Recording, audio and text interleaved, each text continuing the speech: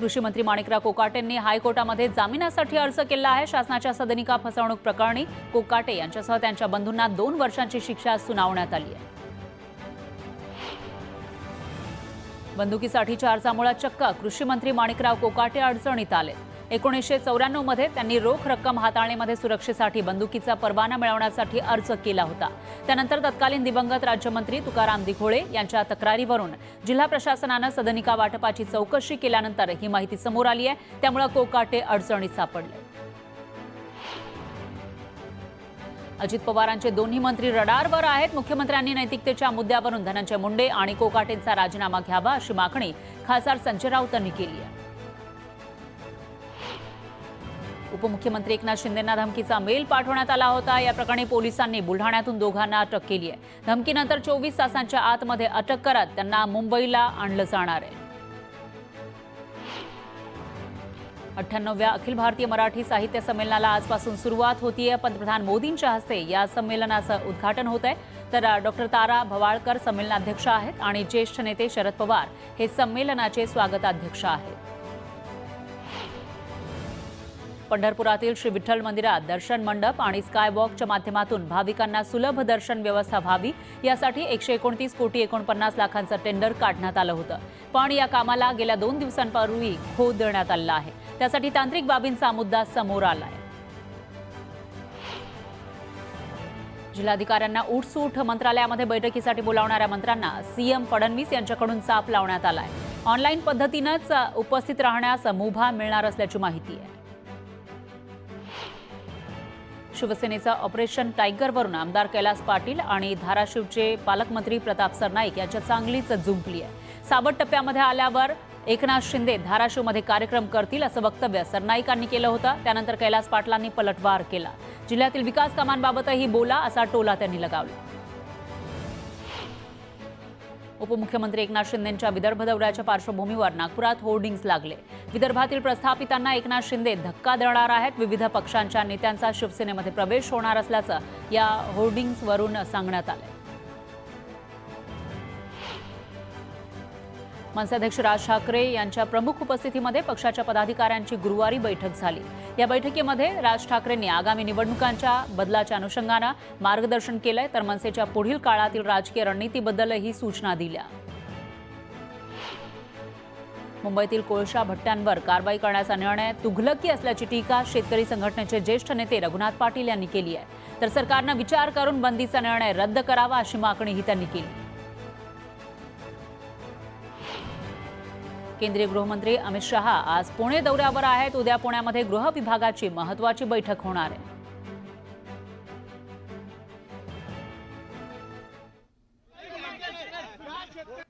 तर सोलापुरातली ही दृश्य आपण बघू शकतो। शिवसेना युबीटीचे कार्यकर्ते विरोध करताना दिसतात। त्यांना ताब्यात घेतलेला आहे।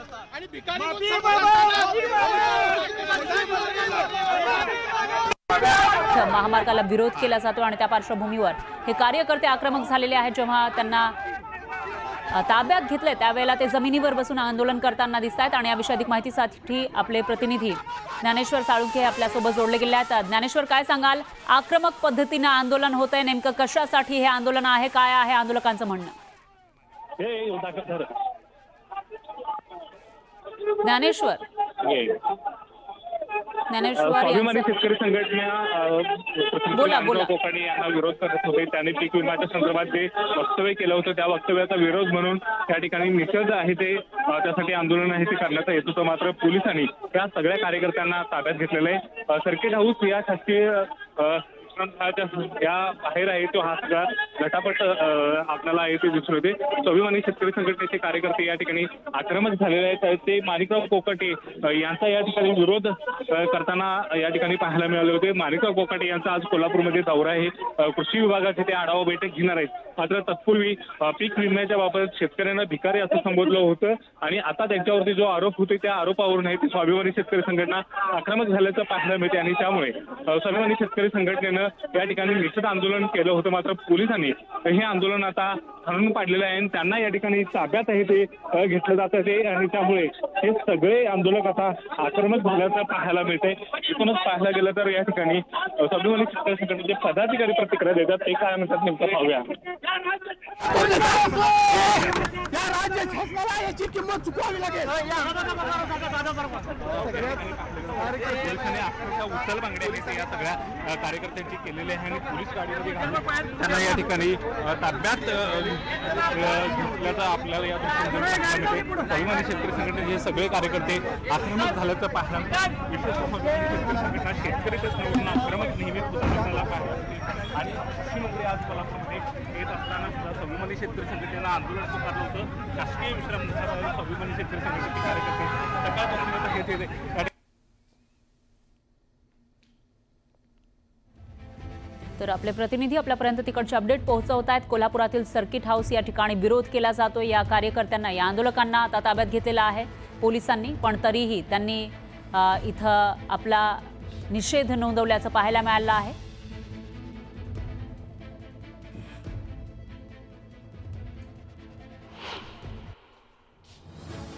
मुंबई गोवा महामार्गावर वेताळ बांबर्डे पुलावर भीषण अपघात झाला। ट्रक नदीमध्ये कोसळताना बालबाल बचावला, तर अपघातामध्ये ट्रक चालक जखमी झाला। पुण्यात टोमॅटोचे बाजारभाव घसरल्यानं शेतकरी हवालदिल झाला। 20 किलो टोमॅटोच्या कॅरेटला 2 महिन्यांपूर्वी मिळणारा 500 ते 600 रुपयांचा बाजारभाव आता 150 ते 200 रुपयांपर्यंत खाली आलाय। नेरूळच्या चिंचोली तलावामध्ये महिलेचा मृतदेह सापडला। मनपा आणि फायर ब्रिगेडकडून मृतदेह बाहेर काढण्यात आला, पण अद्याप महिलेची ओळख पटलेली नाही। रायगडच्या पेणमध्ये गणेश मूर्तिकारांनी सभा घेतली। शासनाच्या पीओपी बंदी विरोधात लढा देण्यासाठी राज्यातील गणेश मूर्तिकार एकवटले। लोणावळ्यात पर्यटन विकास अधिक गतीनं करण्यासाठी वलवण इथल्या तलावाचं सुशोभीकरण आणि आधुनिक तंत्रज्ञानाचा वापर करून अद्ययावत उद्यान उभारण्याचा निर्णय घेण्यात आलाय। आमदार सुनील शेळके यांच्या उपस्थितीमध्ये झालेल्या बैठकीत ही चर्चा करण्यात आली। वाशिम जिल्ह्यातील मंगरुळपीर तालुक्यातील कोठारी परिसरात हरभऱ्याच्या उत्पादनात मोठी घट झाली आहे। एकरी फक्त 3 ते 4 क्विंटल उतारा आलाय, त्यामुळे शेतकऱ्यांचं मोठं नुकसान झालंय। धुळ्यातील देऊरमध्ये शेतात रानडुकरांनी धुडगूस घातलाय। शेतामध्ये मोठ्या प्रमाणामध्ये उच्छाद मांडल्यानं शेतकरी मेटाकुटीला आला आहे, तर पिकांचं नुकसान होत असल्यानं रानडुकरांचा ताबडतोब बंदोबस्त करावा अशी मागणी केली जाते। अमरावती जिल्ह्यातील चांदूर बाजार तालुक्यातील देऊरवाडा इथं खोदकामात पुरातन शिव मंदिर सापडलंय। पूर्णा आणि मेघा नदीच्या संगमाजवळ हे मंदिर आढळलेलं आहे। यावेळी गावकऱ्यांकडून परिसराची साफसफाई करण्यात आली।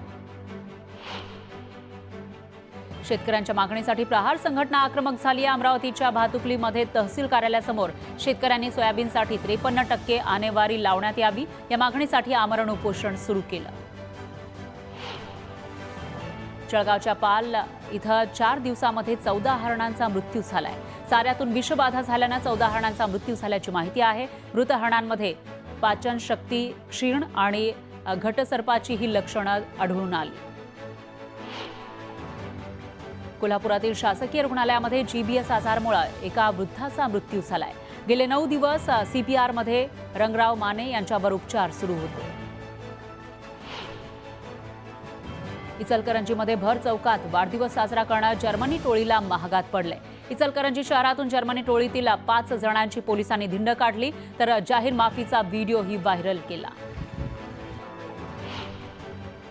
मनमाड मालेगाव बाजार समितीमध्ये कांदा पाठोपाठ टोमॅटो, कोबी, फ्लावरच्या भावात मोठी घसरण झाली आहे। कष्टानं पिकवलेल्या शेतमालाला कवडीमोल भाव मिळत असल्यानं हे पाहून उत्पादक शेतकरी हवालदिल झाले। मुंबई गोवा महामार्गाची पाहणी करून संबंधितांना सूचना दिल्यानंतर महामार्गाचं काम मे महिना संपेपर्यंत पूर्ण होईल अशी ग्वाही सार्वजनिक बांधकाम मंत्री शिवेंद्रराजे भोसलेंनी दिलेली आहे। तर कंत्राटदारांना माणसं वाढवण्याच्या सूचनाही दिल्या। मुंबई गोवा महामार्गाचं काम पूर्णत्वास जात नाही तोपर्यंत प्रवाशांकडून कोणताही टोल आकारणार नाही, तर काम पूर्ण झाल्यानंतरच टोल आकारला जाईल असं स्पष्टीकरण शिवेंद्रराजे भोसलेंनी दिलं। गोंदियाच्या अर्जुनी मोरगाव तालुक्यातील शेतकरी मोठ्या प्रमाणामध्ये मका पिकाची लागवड करतात। कमी खर्चात जास्त उत्पन्न मिळत असल्यानं शेतकरी मका पिकाकडे वळले। गोंदियामध्ये वाघ आणि बिबट्याचे अवयव विक्री प्रकरणामध्ये आणखी 2 आरोपींना अटक झाली आहे। आरोपींकडून बिबट्याची कातडीही जप्त करण्यात आली। लोणावळा नगर परिषदेमार्फत कोट्यावधी खर्चून उभारण्यात आलेली स्मशानभूमीतील गॅस दाहिनी बंद आहे। त्यामुळे गोरगरीब बेवारस मृतदेहांवर इथं मोफत अंतिम संस्कार होत होते, पण गॅस दाहिनी बंद असल्यानं त्यांची फरफड होतीये। छत्रपती संभाजीनगरमधील उस्मानपुऱ्यामध्ये असणाऱ्या एका हौदात 2 वर्षीय चिमुकलीचा पडून मृत्यू झालाय। खेळण्यासाठी गेलेली चिमुकली पाण्याच्या हौदात पडली आणि त्यानंतर तिचा मृत्यू झाला। भिवंडी तालुक्यातील मुंबई नाशिक महामार्गावरील वाहतूक कोंडीमुळे वडपे ते यवई केवळ 3 मिनिटांमध्ये अंतर पार करण्यासाठी तब्बल 50 मिनिटांचा अवधी लागलेला आहे। तर 3 मिनिटांचं हे अंतर आहे, पण त्याला पार करताना आता 50 मिनिटं लागलेले आहेत। मुंबईच्या दिशेनं जाणाऱ्या मार्गिकेवर वाहतूक कोंडी होती, त्यामुळे दुचाकीस्वारांना मोठी कसरत करावी लागली। जुन्नरच्या कुतुबशाह फकीर पीर बाबा दर्ग्यामध्ये 1233वा वार्षिक उरूस साजरा करण्यात आला। यावेळी विविध कार्यक्रमांचं आयोजन करण्यात आलं। शिवेंद्रराजेंनी मुंबई गोवा महामार्गाची पाहणी केली आहे, पण यावेळी कोलाडमधील हायवेवर फ्लायओव्हर ब्रिज करण्यात यावा अशी मागणी ग्रामस्थांनी केली। तर माजी आमदार अनिकेत तटकरेही इथं उपस्थित होते। भिवंडीमध्ये नवनियुक्त आयुक्त अनमोल सागर यांनी स्वच्छता विभागाची आढावा बैठक घेतली। कामांना प्राधान्य देऊन नागरिकांच्या तक्रारींचं तातडीनं निराकरण करण्याचे सक्त निर्देश त्यांनी दिले। गडचिरोली जिल्हा परिषदेमध्ये रुजू झालेले मुख्य कार्यकारी अधिकारी सुहास गादे यांनी अतिदुर्गम भागातील आरोग्य व्यवस्थेची पाहणी सुरू केली। गावात जाऊन त्यांनी नागरिकांशी संवादही साधला। गडचिरोली जिल्ह्यामध्ये उंच पहाडावर असलेल्या टिपागड इथं 4 दिवसांची यात्रा सुरू आहे। या टिपागडच्या मंदिरात दर्शन घेऊन मोठ्या तलावात जलपर्यटन करून भाविक पर्यटनाचा आनंदही लुटतायत। शिवजयंतीनिमित्त राहता शहरात भव्य शोभा मिरवणूक पार पडली। महाकाल अघोरी शो या मिरवणुकीचं खास आकर्षण ठरलं। मालेगाव शहरातून वाहणारी मोसम नदी प्रदूषणाच्या विळख्यात सापडली आहे। शहरातील सर्व गटारं काही कारखान्यातील केमिकलयुक्त दूषित पाणी नदीत सोडलं जात आहे, त्यामुळे नदीला गटाराचं स्वरूप आलंय। कोपरगाव शहरात मुख्य रस्त्यांवरील अतिक्रमण हटवण्यास सुरुवात झालेली आहे। यासाठी पोलिसांचा मोठा बंदोबस्त तैनात करण्यात आला। धाराशिवच्या परांडा तालुक्यातील सीना कोळेगाव प्रकल्पातून पाणी सोडण्यास शेतकऱ्यांनी विरोध केला होता, पण त्यानंतरही प्रशासनाकडून प्रकल्पातून पाणी सोडण्यात आलं। यावरून आता वाद होण्याची शक्यता आहे। बीडच्या गेवराई तालुक्यातील पाडळशिंगी इथल्या टोल नाक्यावरून अवैधरित्या वाळू वाहतूक करणाऱ्या 40 टिप्पर मालकांना ताब्यात घेण्यात आलं आहे। तर तब्बल 150 कोटी रुपयांचा दंड ठोठावण्यात आला आहे। बीडचे जिल्हाधिकारी अविनाश पाठक यांनी ही कारवाई केली आहे। वाशिम जिल्ह्यामध्ये नाफेड केंद्राद्वारे मोठ्या प्रमाणामध्ये शासकीय हमी भावानं सोयाबीनची खरेदी करण्यात आली आहे, पण जिल्ह्यात काही ठिकाणी सोयाबीन साठवणुकीसाठी जागा उपलब्ध नाहीये, त्यामुळे शेतकऱ्यांच्या हमी भावानं पैसे मिळण्यास विलंब होतोय। तर शेतकऱ्यांमध्ये नाराजीचं वातावरण आहे। रत्नागिरी जिल्ह्यातील दापोली उंबरले इथल्या कातळ शिल्पाची अभ्यासकांनी पाहणी केली। उंबरले इथले गाढव खडक परिसरामध्ये सुमारे 10,000 वर्षांपूर्वीची कातळ शिल्प आढळली आहेत। वाशिम जिल्ह्यामध्ये गाळमुक्त धरण आणि गाळयुक्त शिवार हे महत्त्वाकांक्षी अभियान बंद आहे, पण यावर्षी हे अभियान पुन्हा सुरू करावं यासाठी शेतकऱ्यांची मागणी वाढली।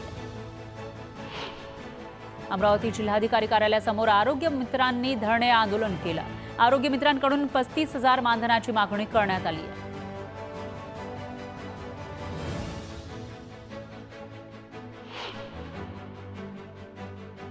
एक ब्रेकिंग न्यूज आहे। मुंबई हायकोर्टामध्ये पेनड्राईव्ह प्रकरणी सुनावणी झाली आहे। फिर्यादी पुनामी यांचा हस्तक्षेप अर्ज कोर्टानं स्वीकारलाय। मविया सरकारच्या काळातील हे पेनड्राईव्ह प्रकरण आहे। शिंदे आणि फडणवीस यांच्या विरोधामध्ये षडयंत्र रचल्याचा आरोप करण्यात आला आहे।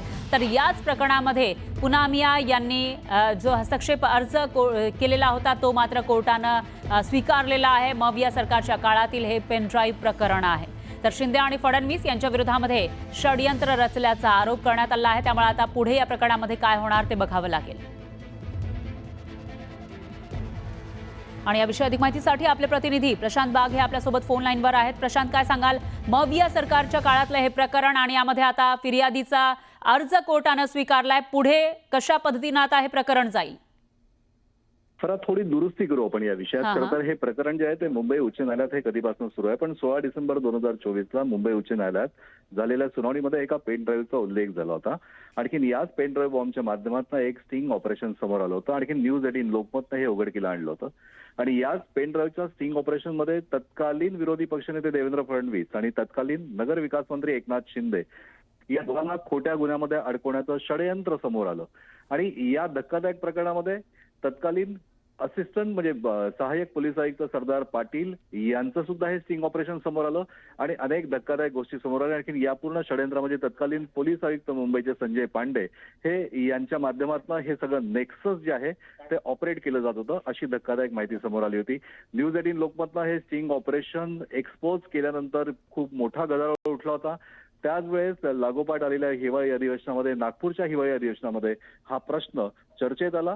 प्रवीण दरेकर त्यावेळेसचे विधान परिषद आमदार जे आहेत त्यांनी न्यूज 18 लोकमतच्या बातमीचा हवाला देऊन या अधिवेशनामध्ये अनेक पुरावे सगळे मांडले, जे पुरावे न्यूज 18 लोकमतनं पब्लिश केले होते. आणि या पुराव्यांच्या माध्यमातून जी गोष्ट समोर आली त्यानंतर चौकशी समिती गठीत करण्याचा आदेश हा देण्यात आला. 31 जानेवारीला joint police commissioner Satyanarayan Chaudhary यांच्या नेतृत्वाखाली विशेष समितीची नियुक्ती झाली. आणखी राज्य सरकारने हा अत्यंत महत्वाचा निर्णय घेतला. देवेंद्र फडणवीस जे तत्कालीन विरोधी पक्षनेते होते, आणखी तत्कालीन नगरविकास मंत्री एकनाथ शिंदे या दोघांना अडकवण्याचं जे षडयंत्र मविया सरकारच्या काळात केलं गेलं होतं, अशा प्रकारचा आरोप जो समोर आला होता. आणि याचवरनं 31 जानेवारीला विशेष चौकशी समितीचं गठन सुरू झालंय. निश्चितच. चौकशी समितीने आपलं काम सुरू केलंय आणि प्रवीण दरेकर यांचा जबाब सुद्धा काल या विषयात नोंदवण्यात आलाय. हा सगळ्यात धक्कादायक खुलासा या समोर येतोय आणि निश्चितच. अनेक धक्कादायक खुलासे सुद्धा येत्या दिवसात समोर येऊ शकेल, अशी एकंदरीत आता परिस्थिती आहे. अर्थात या सगळ्या विषयावर चौकशी समितीचं गठन झालं असलं तरी मुंबई उच्च न्यायालयामध्ये निश्चितच. या विषयाचं मॉनिटरिंग सुरू आहे, हे महत्वाचं. निश्चितच. प्रशांत, धन्यवाद तुम्ही दिलेल्या या सविस्तर माहितीसाठी.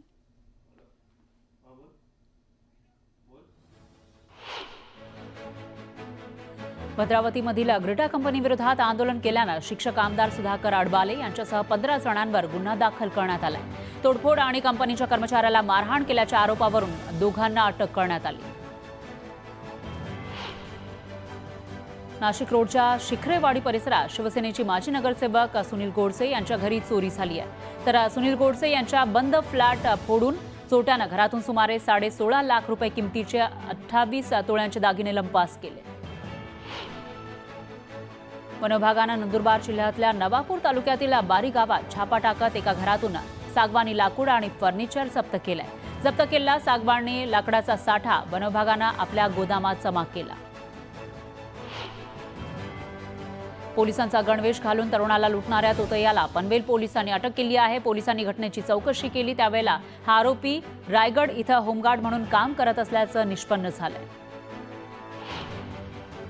पुण्यात बुलेट चालकांवर पोलिसांनी कारवाई केली आहे. कर्णकर्कश आवाजाचे सायलेन्सर वापरणाऱ्या 22 बुलेट पोलिसांनी जप्त करत कारवाई केली आहे. तर जवळपास 25 लाखांचा दंड पोलिसांनी वसूल केला.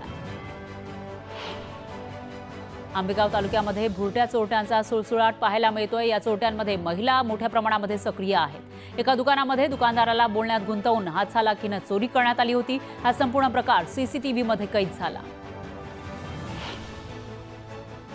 जळगावातील एका लग्न समारंभामध्ये 10.5 लाखांच्या दागिन्यांची चोरी झाली. ही सर्व घटना सीसीटीव्हीमध्ये कैद झाली आहे. तर ही चोरी एका अल्पवयीन लहान मुलानं केल्याची माहिती आहे. मात्र या प्रकरणी अजूनही एक जण असल्याचा पोलिसांनी संशय व्यक्त केला आहे. पुण्यात मांजरीमध्ये असणाऱ्या स्पीकर बनवणाऱ्या कारखान्याला भीषण आग लागली. या आगीमध्ये कारखाना जळून खाक झाला. तर अद्यापही आगीचं कारण अस्पष्ट आहे. गुगल रिव्ह्यू टास्कच्या बहाण्यानं पिंपरीमध्ये एका व्यक्तीची 51,48,000 रुपयांची फसवणूक करण्यात आली आहे. पोलिसांच्या सायबर विभागानं 2 संशयितांना नागपूरमधून अटक केली. खेड कृषी उत्पन्न बाजार समितीच्या चाकण बाजारातून शेतकऱ्यांच्या 44 कांद्यांच्या गोण्यांची चोरी झाली आहे. यामध्ये तब्बल 52,000 कांदे चोरीला गेले. या प्रकरणी गुन्हा दाखल केलाय. तर पोलिसांकडून तपास सुरू आहे. अमरावतीच्या मठात एका सेवेकरी अल्पवयीन मुलीवर अत्याचार करण्यात आला. अत्याचारानंतर मुलगी 8 महिन्यांची गर्भवती आहे. तर या प्रकरणी 4ही आरोपींना अटक करत पोलीस कोठडी सुनावण्यात आली आहे. गोंदियाच्या देवरीमध्ये एका शिक्षकानं शाळेतील एका सहकारी शिक्षकाच्या पत्नीचा विनयभंग केला. शिक्षकाच्या पत्नीच्या तक्रारीवरून देवरी पोलीस ठाण्यात गुन्हा दाखल करण्यात आला. नालासोपाऱ्यामध्ये नशेसाठी मोबाईल चोरी करणाऱ्या बंटी बबलीच्या त्रिकुटाचा पोलिसांनी पर्दाफाश केला. आरोपींसह मोबाईल विकत घेणाऱ्या दुकानदाराला पोलिसांनी अटक केली आहे. मुंबईचा आयकॉनिक प्रोजेक्ट अशी ओळख असलेल्या कोस्टल रोड पुन्हा एकदा चर्चेत आला आहे. कारण कोस्टल रोडवर करण्यात आलेल्या पॅचवर्कची दखल पीएमओने घेतली आहे. नव्या कोस्टल रोडची अवस्था अशी का झाली अशी विचारणा पंतप्रधान कार्यालयाकडून प्रधान सचिवांकडे करण्यात आली. 14,000 कोटी खर्च करून झालेल्या कोस्टल रोडवर ठिकठिकाणी असलेल्या डांबरी पॅचमुळे मुंबईकरांना वाहन चालवताना सध्या बम्पी राईडचा अनुभव येतोय. त्याचा व्हिडिओ सोशल मीडियावर व्हायरल झाला. तर पालिकेकडून मुंबईकरांचा अपेक्षाभंग झाल्याची नाराजी सोशल मीडियावरून नेटकरी व्यक्त करतायत. नागपूर शहरातील अनेक भागामध्ये उद्या पाणी पुरवठा बंद असेल. पारडी फीडरवर पाईपलाईन जोडणीचं काम आहे. त्यामुळे शनिवारी सकाळी 11 वाजल्यापासून ते रविवारी सकाळी 11 वाजेपर्यंत शटडाऊन असेल.